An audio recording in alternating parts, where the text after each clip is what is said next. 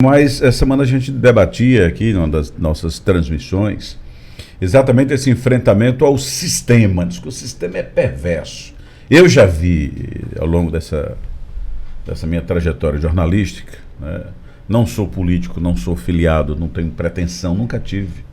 A despeito de ser uma categoria nossa, que muita gente mergulha na política, mas nessa trajetória eu já vi muita gente braba nos palanques, muita gente valente, muita gente faladora demais. Quando eu chegar na Assembleia, eu vou fazer acontecer e vou transformar tudo. Venciam-se os mandatos e, como diz aquela famosa frase, a montanha que rugiu, rugiu, não pariu um rato, né? Ou seja, o que dizia que ia fazer na Assembleia ia acontecer, não aconteceu nada. O que acontece? O senhor está lá enfrentando um sistema. Que sistema é esse? É tão difícil mesmo? Ou são pessoas que têm caráter que acaba se amoldando para aproveitar-se dessa realidade sistemática?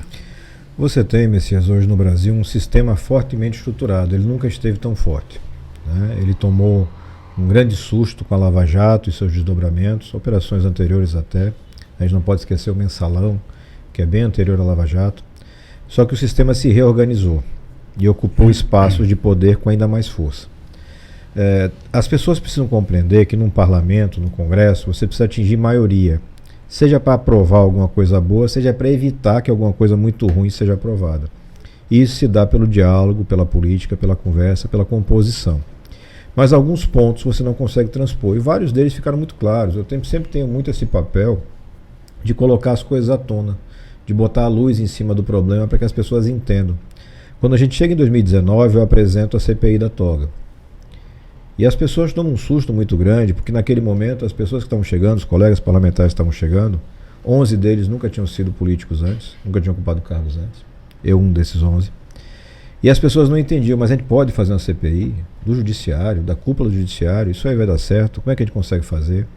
A gente consegue as assinaturas e, apesar da pressão violentíssima de pessoas do Supremo Tribunal Federal e do presidente Bolsonaro, a gente consegue manter as assinaturas.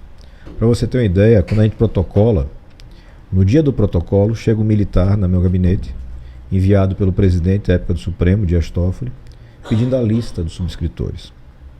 Nas próximas 4 horas, 6 horas no máximo, alguns começam a retirar suas assinaturas, mas não no número suficiente para derrubar o requerimento. Esse requerimento persiste, a gente faz enfrentamento, a gente mostra a necessidade de fazer aquilo ali, e não é acusação vazia para ninguém. São fatos plenamente descritos e que precisam ser investigados.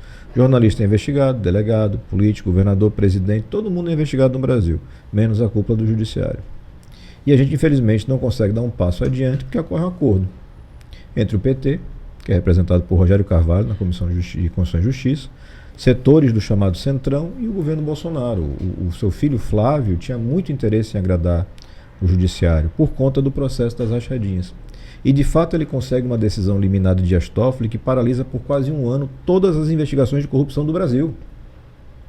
Esse é o tamanho do sistema que você tem. Tem muita gente, você hoje é uma figura muito boa, tem muita gente que aqui nas redes sociais ou na sua base é um leão rugindo, mas quando chega em Brasília vai lá que nem um gatinho tomar o leitinho no pires do mesmo esquemão. E foi isso que a gente presenciou. Ao longo desses 3 anos e meio, a gente conseguiu avançar vários passos, sob o ponto de vista de aprovação de projetos, apresentação de relatórios, fiscalização muito contundente, mas outros tantos a gente depende da vontade do eleitor. Eu preciso colocar em Brasília mais gente qualificada e independente. Porque se você tiver um fiapo de rabo preso, não é o rabo preso todo não, um fiapo de rabo preso, o sistema vai pegar e vai puxar.